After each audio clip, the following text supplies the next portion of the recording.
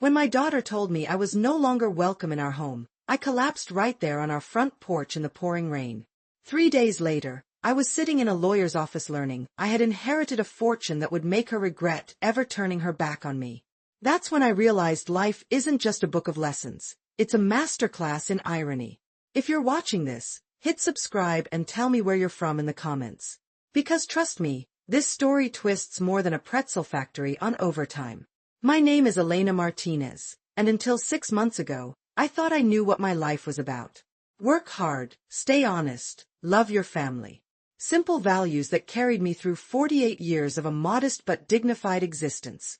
After my husband Robert died 9 years ago, it was just me and my daughter Anna. We weren't rich by any means, but our small 2-bedroom house was paid off, and I managed to keep us afloat with my job as an administrative assistant at the local community college. Anna was my everything, my reason to wake up each morning, my purpose.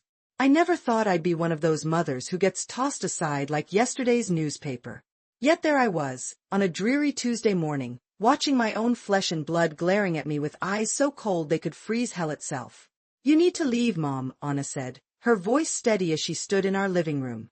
The living room I had painted myself 3 summers ago. "I can't do this anymore." "Do what?" My voice came out as a whisper. "Anna, what are you talking about?" "This." She gestured wildly around her. "You controlling every aspect of my life just like Dad did to you. I'm 27 years old, and you treat me like I'm still in high school." The accusation hit me like a physical blow. Robert had been many things, stubborn, sometimes distant, but controlling? And comparing me to him? That wasn't just hurtful, it was bewildering. "Anna, I've never." "Save it," she cut me off. "I've already talked to Mark about it, and he agrees." "You're toxic, Mom." "Mark." Her boyfriend of 8 months. The one with the fancy car and vague business ventures. The one who always seemed to have an opinion about our family dynamics despite barely knowing us. Script part separator, I couldn't believe what I was hearing.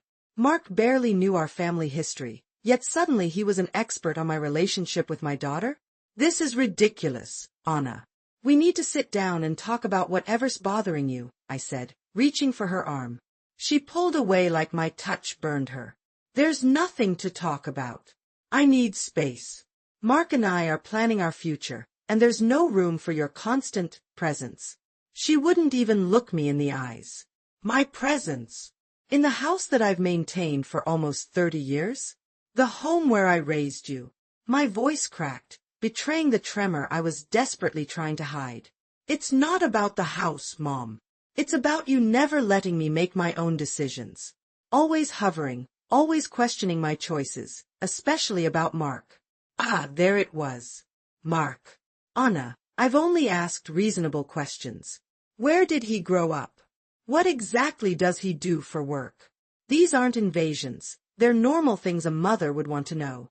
Her face flushed with anger. "See, this is exactly what I'm talking about. You don't trust my judgment. I'm trying to protect you." "From what?" "Happiness." She marched to the front door and flung it open. Rain poured down in sheets. "I want you out by tonight. Stay with Aunt Lena or whoever. I just need you gone." The world seemed to tilt beneath my feet. "You can't be serious." "Anna, please." "Dead serious. Mark is moving in next week, and we need a fresh start." My throat tightened. "This is my house too." Actually, she pulled out a piece of paper from her pocket. "I spoke to a lawyer. Since Dad left the house to both of us, and I've been the one maintaining it while you're always at work, I have residential rights. You need to leave, or I'll file for a formal eviction." I felt like I'd been dropped into an alternate reality. My sweet Anna, threatening legal action against her own mother? What had happened to my daughter? Script part separator, I staggered back, my hand flying to my chest as if to physically hold my breaking heart in place. The rain soaked through my clothes as I stood there, unable to process what was happening. "Anna, please," I whispered. "Whatever this is, we can work through it." Her expression hardened. "There's nothing to work through. I need you to leave. Now." I looked past her into the house, our house, filled with memories. The kitchen where I'd taught her to bake her first cake. The living room where we'd curled up watching movies during thunderstorms just like this one. The hallway with photos chronicling her life from toothless grins to graduation cap. Can I at least pack some things? My voice sounded foreign to my own ears. She nodded curtly. You have 1 hour. 1 hour to pack up a lifetime. I moved through the house like a ghost, grabbing essentials with trembling hands. Clothes. Medication. A few photos. My husband's wedding ring that I kept in my jewelry box. Each item I placed in my suitcase felt like another piece of my identity being stripped away. When I finished, Anna was waiting by the door, arms crossed. Mark's sleek black car had pulled into the driveway. He sat inside, engine running, watching our drama unfold through rain-streaked windows. Where will you go? Anna asked, a flicker of something. Concern? Guilt. Crossing her face. Does it matter to you? I couldn't keep the bitterness from my voice. I wheeled my suitcase past her and into the downpour. The rain mingled with my tears as I made my way to my old Honda. I didn't look back as I drove away from the only home I'd known for decades. I ended up at Lena's, my late husband's sister. She took one look at my face and ushered me inside without questions. It was only when I sat at her kitchen table, dripping wet and shivering, that the full weight of what had happened crashed down on me. She threw me out. Lena, I sobbed. My own daughter. Script part separator. Lena's apartment became my temporary sanctuary, but I could barely eat or sleep. My mind kept replaying Anna's cold eyes, searching for clues I might have missed. Had I really been controlling? Was I so blind to my own behavior? Elena, you need to see this, Lena said 3 days later, placing her cell phone in front of me. It was Anna's social media page, showing photos of her and Mark popping champagne in my living room. The caption read, New Beginnings. Hashtag moving on up, hashtag finally free.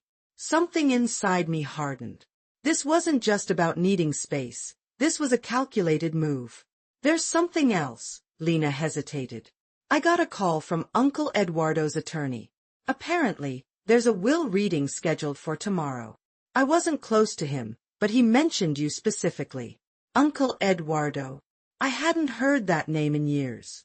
My husband's eccentric, wealthy uncle who'd cut ties with most of the family decades ago.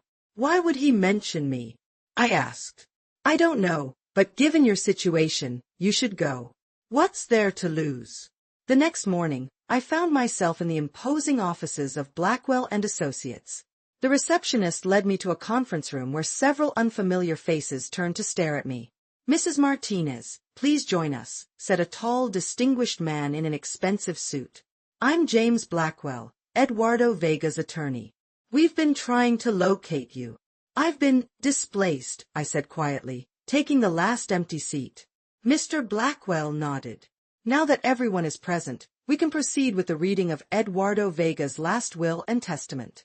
I barely listened as he recited legal jargon. What connection could I possibly have to a man I'd met only twice? Then I heard my name, and the room went deadly silent. And to my niece by marriage, Elena Martinez, whom I've observed from afar and found to embody the values I most respect, I leave the entirety of my estate, including all properties, investments, and liquid assets, totaling approximately $28 million.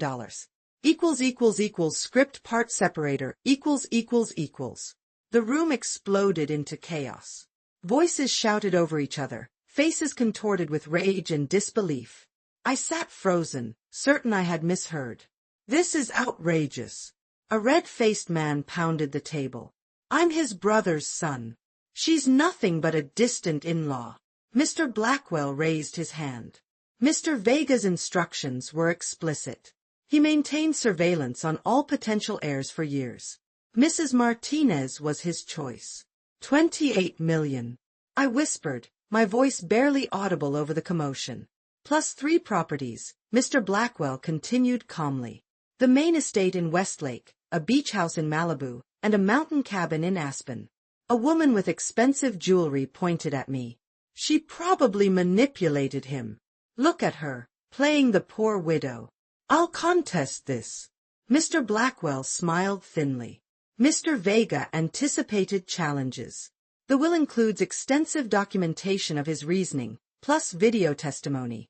It's ironclad. My phone buzzed with an incoming call, Anna. I silenced it, my hand trembling. 3 hours later, I sat in Mr. Blackwell's private office, still processing. He slid papers across his mahogany desk. The transfer begins immediately. This card is linked to your new account. The PIN is your birth year. I stared at the black credit card.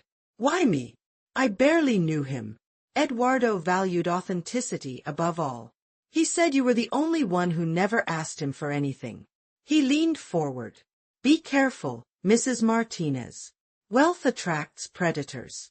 As if on cue, my phone lit up with dozens of notifications. News traveled fast.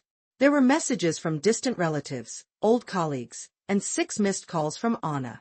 I stepped outside into the bright sunshine, feeling strangely hollow. Yesterday, I was homeless. Today, I was a multi-millionaire. I checked my banking app. The balance made me dizzy. My phone rang again. Anna.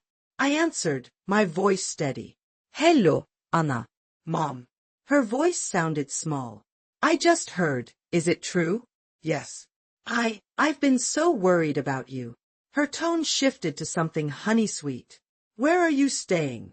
Do you want to come home? We can talk about everything. Something cold settled in my chest. Home. You mean the house you evicted me from 3 days ago? That was a misunderstanding. Mark and I were stressed, and I need to go, Anna. My attorney is calling. I hung up before she could respond. Script part separator, I checked into the Four Seasons that night, my weathered suitcase looking woefully out of place among the designer luggage in the lobby. The suite was larger than my entire house, our house, with a view of the city that stole my breath. Sitting on the plush king-sized bed, I scrolled through the 17 missed calls from Anna. Each voicemail grew more desperate than the last. Mom, please call me back. We need to talk. Mom, I'm sorry about what happened. I was confused. Mark and I had a huge fight. He's not who I thought he was. The last message caught my attention. Mom, please, I'm scared. Mark is acting strange since he heard about the inheritance. Please call me. My maternal instinct flared, but the wound of her betrayal was still raw. I called Lena instead. Anna's blowing up my phone, I told her. Suddenly she's sorry and scared of Mark. Lena's voice was cautious. Helena, something feels off. I've been asking around about Mark.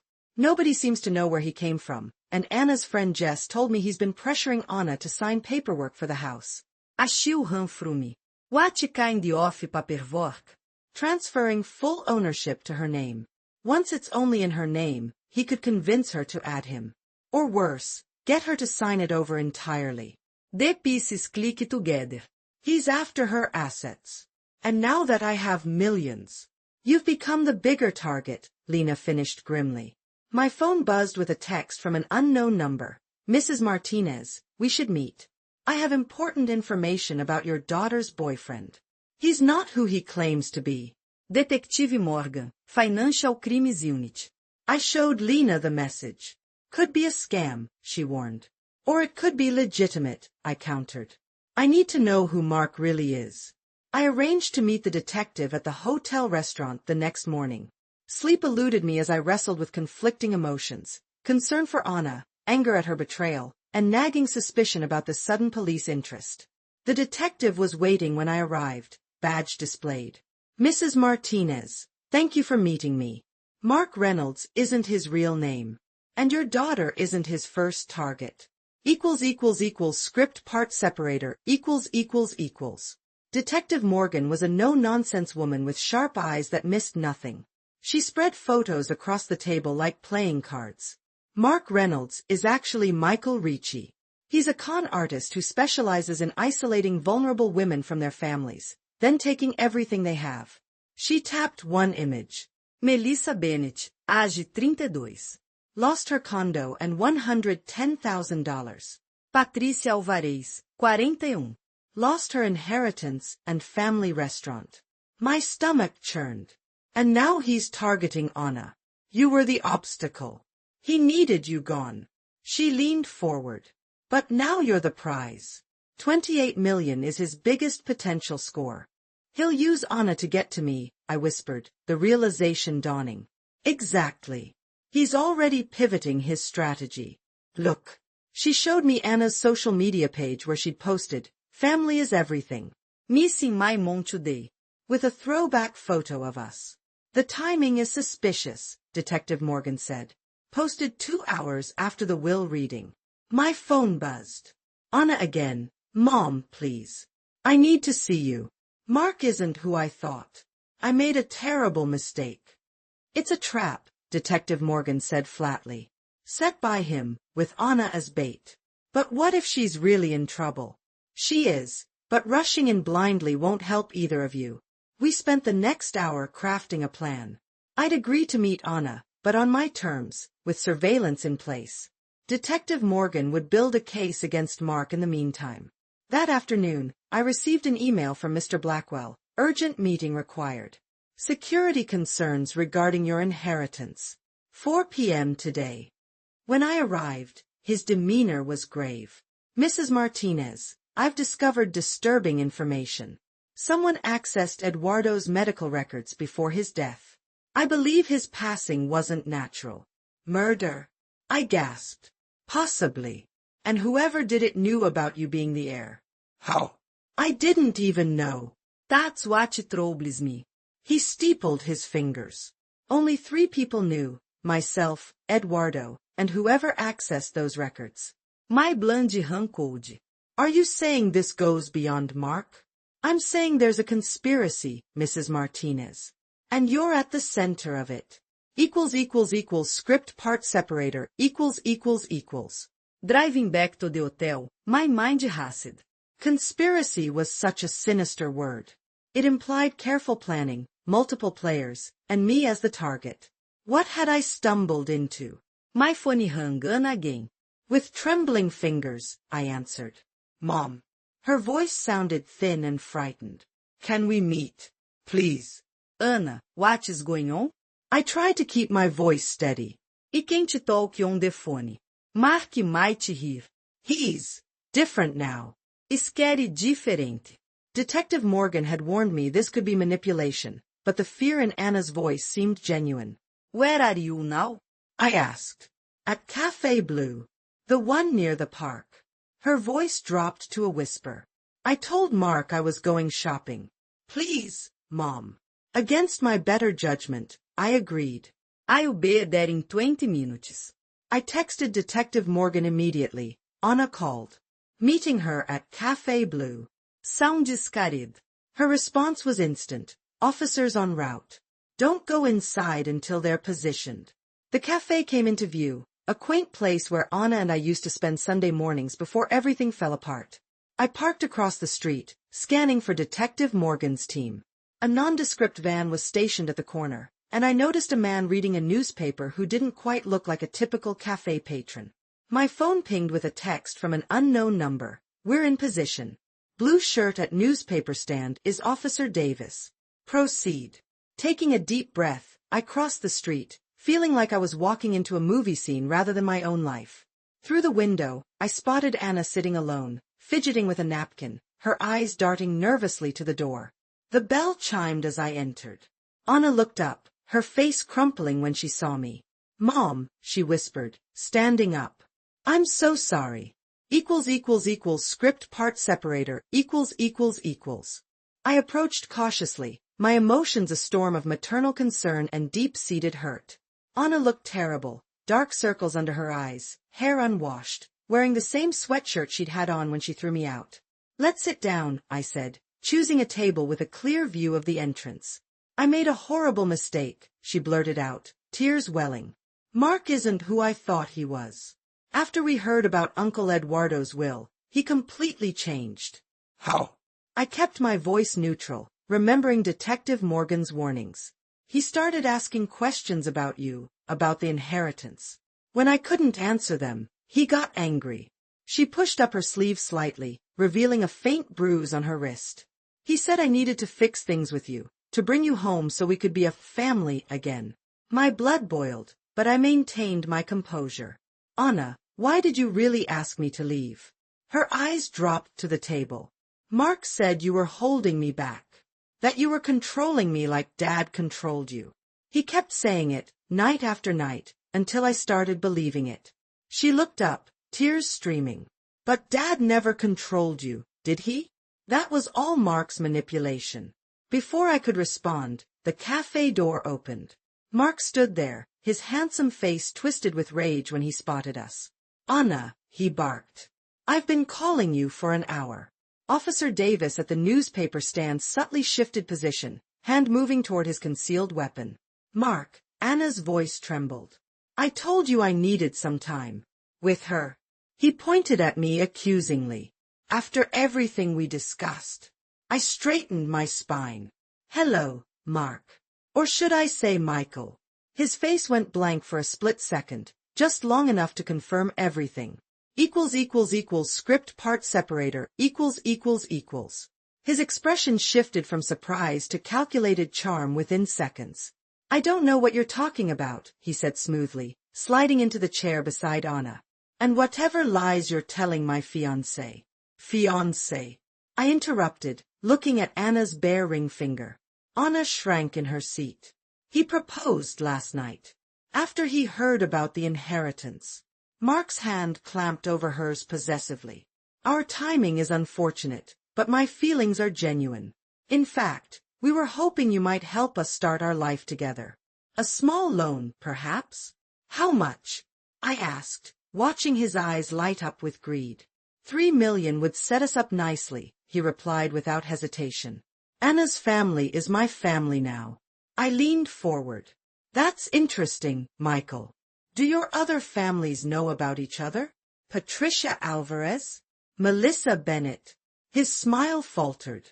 Outside, I saw Detective Morgan approaching the cafe. Anna, get up slowly and come to my side, I said calmly. Mark's grip tightened on her wrist. She's not going anywhere. Actually, she is, said Detective Morgan from behind him, badge displayed. Michael Ricci, you're under arrest for fraud, identity theft, and assault. Everything happened in a blur. Mark lunged across the table at me, knocking over coffee cups. Officer Davis tackled him from behind. Anna screaming. Handcuffs clicked. As they led him away, Mark turned to me with pure hatred. This isn't over. You have no idea who you're dealing with.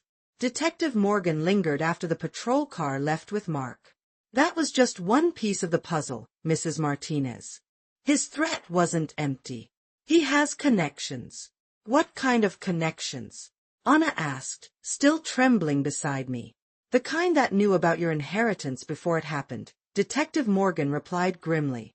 Script part separator, The detective's words hung in the air like a storm cloud. Anna and I exchanged looks of alarm. What do you mean? I asked. Detective Morgan glanced around the cafe before lowering her voice.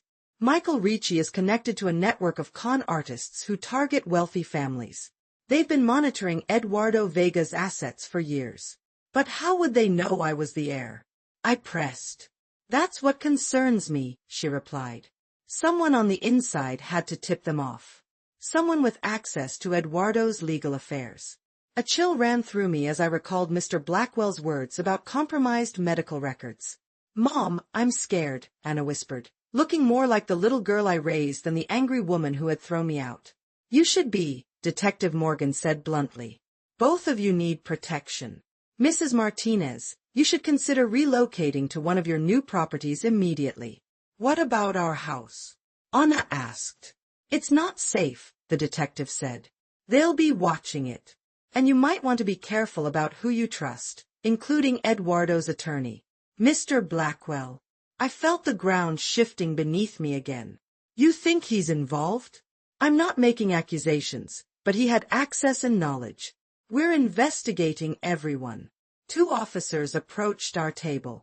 Detective, we found something in Ricci's car. You need to see this. Detective Morgan excused herself. Through the window, I watched as the officers showed her documents that made her expression darken considerably. What's happening, Mom? Anna clutched my hand. I don't know, I admitted. But we're going to face it together. The detective returned, her face grim. Mrs. Martinez, we found detailed dossiers on you, your family, and Eduardo Vega's entire estate. Ricci has been planning this for over a year. A year. Anna gasped. But we only met 8 months ago. Exactly, Detective Morgan said. He sought you out specifically to get to your mother and the inheritance they somehow knew was coming. Script part separator ===. Detective Morgan handed me a flash drive. This contains everything we found in his car. Mrs. Martinez, you need to review this somewhere secure. As we left the cafe under police escort, my phone rang. Mr. Blackwell.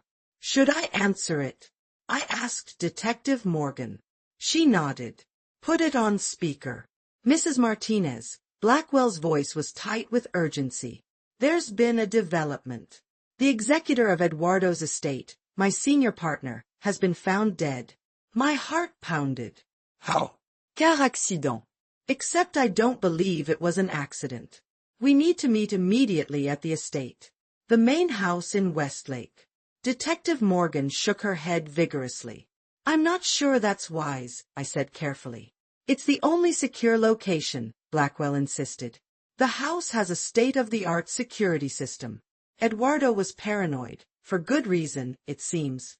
After Blackwell hung up, Detective Morgan was livid. It could be a trap. Or he could genuinely be trying to help, I countered. Mom, what if he's part of this conspiracy? Anna whispered. I squeezed her hand. Then we need to know for sure. But we won't go alone. 4 hours later, we approached Eduardo's estate, a sprawling mansion set behind imposing gates. Detective Morgan and 2 plainclothes officers accompanied us in an unmarked car. Remember, Detective Morgan cautioned, reveal nothing about what we found in Ricci's car. Let Blackwell do the talking. The gates opened automatically as we approached. Security cameras tracked our movement up the winding driveway. At the massive front door, Blackwell waited, looking haggard. Mrs. Martinez, thank goodness. Please, come in quickly. As we stepped into the grand foyer, I felt a strange sensation, like I was walking into a chess game where I couldn't see all the pieces. Script part separator ===. The mansion was a fortress of marble and mahogany, security monitors visible in every corner. Blackwell led us to a wood-paneled study where documents covered an antique desk. Mrs. Martinez, he began, Eduardo suspected someone was trying to kill him months before his death. He changed his will secretly, using only me and my senior partner as witnesses. And now your partner is dead, Detective Morgan stated flatly. Blackwell's eyes narrowed. Who are you exactly? After introductions, Blackwell continued warily. Eduardo kept a safe with evidence. He was gathering information on a group targeting his wealth. He pulled out a folder. This is what's left of his investigation. I flipped through photos of men in suits, financial documents, and a familiar face that made my blood freeze. This is Michael Ricci, Blackwell corrected. Part of a sophisticated ring of inheritance fraudsters. They infiltrate wealthy families through vulnerable members. Anna stiffened beside me. I was the target. Initially, Blackwell nodded. But their plans evolved when they learned about the inheritance. Detective Morgan studied him. How did they know about the will? That's what troubles me, Blackwell said. Only 3 people knew its contents. Me, my dead partner, and... A sharp click interrupted him as the study door locked automatically. Security monitors went black. What is happening? I demanded. Blackwell pallid. Someone's overridden the security system. Detective Morgan drew her weapon. Mr. Martinez, stay down. A voice came through the intercom. How convenient. All my problems in one room. I recognized that voice. It wasn't Mark's. It was Lena's. My blood ran cold as Lena's voice filled the room. My sister-in-law. My confidant during my darkest hour. This is impossible, he whispered. Lena volte. The evidence was in front of you the whole time, Elena. Lena's voice was eerily calm. Who told you about Eduardo's will reading? Who conveniently took you in when Anna kicked you out? Who's been the shadow in your family for 20 years? Gas began seeping through the vents. Detective Morgan tried shooting the lock, but the door was reinforced steel. She planned this, Blackwell gasped, pulling a handkerchief over his mouth. Eduardo suspected someone close to the family, but we never considered. The windows. Anna shouted, grabbing a chair. But as she swung it, the glass didn't break, bulletproof. As consciousness began to fade, I remembered the flash drive in my pocket. Ricci's files. I pressed it into Detective Morgan's hand as she slumped against me. When I awoke, I was handcuffed to a chair in Eduardo's cavernous wine cellar. Anna and Blackwell were similarly restrained nearby. Detective Morgan was nowhere to be seen.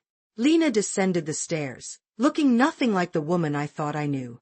Elegantly dressed, cold-eyed, calculating. Why? I croaked. Eduardo was supposed to leave everything to Robert, she said simply. Then to me after Robert died. But he always saw through me. She circled my chair. When I learned he changed his will to name you, I had to adapt. Mark was supposed to secure Anna, then you'd have a tragic accident. You murdered Eduardo, Blackwell accused. Lena smiled.